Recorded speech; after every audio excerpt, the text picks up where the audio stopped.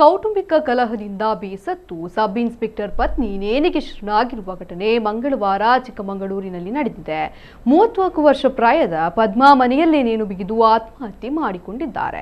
ಬೀರೂರು ಠಾಣೆಯ ಠಾಣಾಧಿಕಾರಿ ತಿಪ್ಪೇಶ್ ಹಾಗೂ ಪದ್ಮಾ ಪ್ರೀತಿಸಿ ಮದುವೆಯಾಗಿದ್ದರು. ಈ ದಂಪತಿಗೆ ಇಬ್ಬರು ಮುದ್ದಾದ ಮಕ್ಕಳು ಸಹ ಇದ್ದರು. ಆದರೆ ಸಂಸಾರದಲ್ಲಿ ಉಂಟಾದ ಕೌಟುಂಬಿಕ ಕಲಹದಿಂದ ಮಹಿಳೆ ಆತ್ಮಹತ್ಯೆ ಮಾಡಿಕೊಂಡಿದ್ದು, ಸದ್ಯ ಈ ಬಗ್ಗೆ ಪೊಲೀಸರು ಪ್ರಕರಣ ದಾಖಲಿಸಿಕೊಂಡು ತನಿಖೆ ಮುಂದುವರೆಸಿದ್ದಾರೆ.